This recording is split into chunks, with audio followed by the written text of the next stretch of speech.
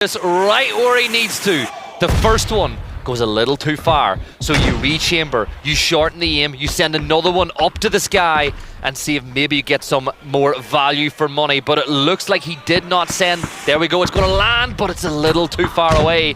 Karaku sends another one off into the distance, but he's just not quite got his technometry down just yet. That's right, it's almost min distance there for the mortar, actually. When you look at the map, you can tell initially. Now, UK's ahead of it, so they're too close, I believe, for the mortar at this point. Fuzzface still doing a ton of damage, just popping heads on UK. Those helmets cannot be in great shape for them. He's going to make a reposition, but CJ out, 10 trip, going to finish the job with the AUG spray. Philippines, 8 kills, another nice game for them. 4v3, v3, v2 as we get into the very dying stages of this game. India still with the compound in the center of the circle, still hanging on, and it should do into phase 8 as well. Norway, look, they're regrouping, they're wrapping round to the north because they're just prodding. They know that Philippines have 2 players to the south and they know that the UK have 3. The question that they need to ask themselves is which of these teams is going to be the biggest problem.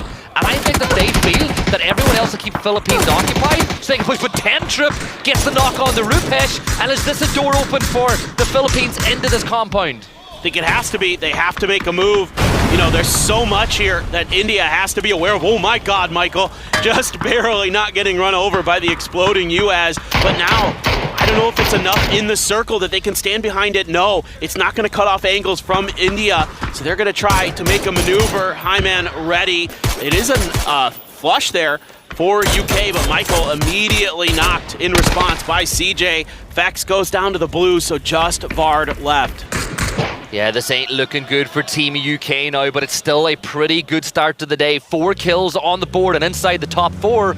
But because everyone else is picking up points, they're only in 7th place. CJ, last player alive for the Philippines, but here comes Norway. India's last stand here inside the compound. Nakarku will fall at the hands of Intense. Now he will, with a dead man's hand, get him in with the nade, but there's only 2 players for India left standing. And you see what I see, shotguns at the ready to repel Norway if they dare set foot in their territory. Yeah, India needs to make a stand. Oh my God, that grenade looked like it might do some damage, but Risen able to sidestep it just a bit.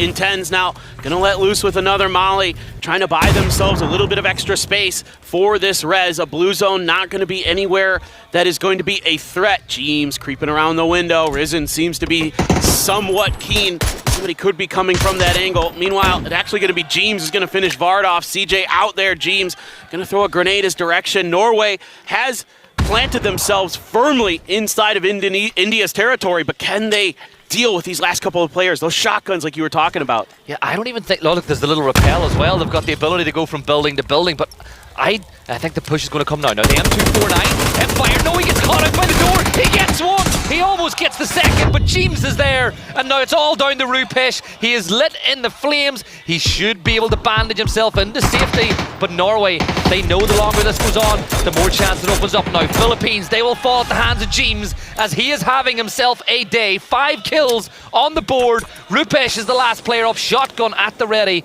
but he's going to throw smokes. How much does he wish it was a stun grenade he had?